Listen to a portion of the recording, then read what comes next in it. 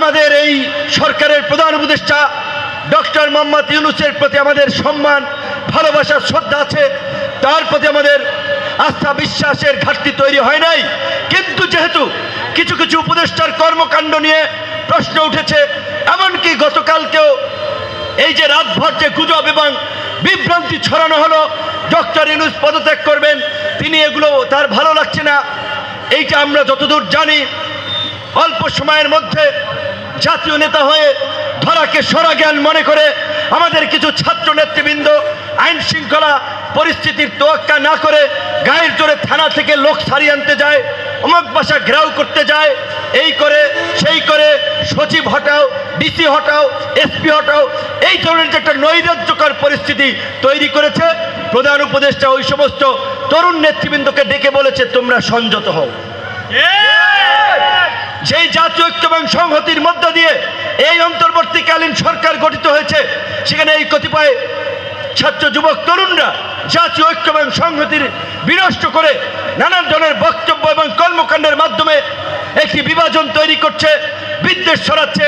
জামাত রাজাকার, অমুকে বাংলা স্যার, অমুক দল, এই করে এই সমস্ত একটা বিভ্রান্তিকর পরিস্থিতি তৈরি করেছে, যার ফলে রাজনীতির মাঠ কিছুটা উত্তপ্ত হয়েছে। বিশেষ করে ঢাকা মহানগর দক্ষিণের মেয়র আদালত ঘোষণা করেছে ইশরাক হোসেনকে। সেটি যখন এই এনসিপির নেতা ছাত্র উপদেষ্টা আসিফ যখন ইশরাককে বসতে দেবে না, এখন বিএনপি একটা বড় দল, তাদের যদি আদালত রায় দেয়, সরকারের একজন উপদেষ্টা যদি সেটার বিরুদ্ধে যায়, সেটা তো বিএনপি মেনে নেবে না।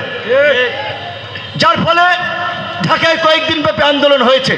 তাহলে এই পরিস্থিতিটা কে তৈরি করলো? এই নাবালক পোলাপান, এই উপদেষ্টা। তো এই কারণে আমরা বলেছি পরিষ্কারভাবেই অভিজ্ঞ ম্যাচিউর ব্যক্তি, দূরদর্শী ব্যক্তিদের নিয়ে এই উপদেষ্টা পরিষদ পুনর্গঠন করেন এবং আপনারা সাধারণ মানুষ হন, রাজনৈতিক নেতা হন, দেশের ভালো মন্দের দায়িত্ব প্রত্যেকটি নাগরিকের। এই জুলাইয়ে শেখ হাসিনাকে উৎখাত করার শক্তি কারো বাপের ছিল না, কোনো ছাত্র নেতা, কোনো দলের ছিল না, যদি এই দেশের আম জনতা রাজপথে না নেমে আসতো। কিন্তু এখন যদি কথা বলি তাহলে কি দোষ হইবে?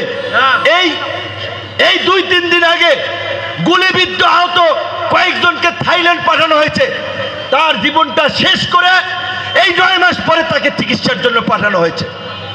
তাকে কেন 9 মাস পরে চিকিৎসার জন্য পাঠানো হলো? কেন তাকে প্রথমে 1 মাসেই পাঠানো হলো না? কয়টা ছেলে আহত ছিল? যদি 100 ছেলের পেছনে 1 কোটি করে টাকা খরচ যেত, 100 কোটি টাকা। আরে ভাই, এই রাষ্ট্রের হাসিনার আমলে ওই বসুন্ধরা হাজার হাজার কোটি টাকা লুটপাট করে পাচার করেছে। ওই সালমানের রহমান একাই 36,000 কোটি টাকা পাচার করেছে। ওই পিকে হালদার একাই 10,000 কোটি টাকা পাচার করেছে। আর আজকে যাদের রক্তের বিনিময়ে জুলাই, যাদের রক্তের বিনিময়ে আজকে আমরা এই নির্বিঘ্নে সভা সমাবেশ করতে পারছি, আজকে যদি হাসিনার পতন না হতো, এই সভা সমাবেশ আমরা এইভাবে করতে পারতাম? ছাত্রলীগ, যুবলীগ, পান্ডা লীগ, ঝান্ডা লীগ এসে ঝামেলা করতো, পুলিশকে দিয়ে বলতো অনুমতি নাই, গ্রেপ্তার করে গাড়িতে তুলতো। এই কৃতজ্ঞতা তো এই মানুষের প্রতি আমাদের স্বীকার করতে হবে। কাজী এই জুলাই বিপ্লব নিয়ে ধান্দাবাজি, চেতনাবাজির রাজনীতি করবেন না। যদি ধান্দাবাজি, চেতনাবাজির রাজনীতি করেন, ওই যে পাবলিক বোতল মারা শুরু করছে, ওইটা কিন্তু আরো সামনে চলবে। আমরা ডক্টর মোহাম্মদ ইউনূসকে বলবো, আপনি যদি কোনো সমস্যা বোধ করেন, আপনি যদি রাষ্ট্র পরিচালনায় কোনো চ্যালেঞ্জ বোধ করেন, সমস্ত রাজনৈতিক দলের শীর্ষ নেতৃবৃন্দকে আপনি ডাকেন, তাদের সাথে খোলামেলা আলোচনা করেন।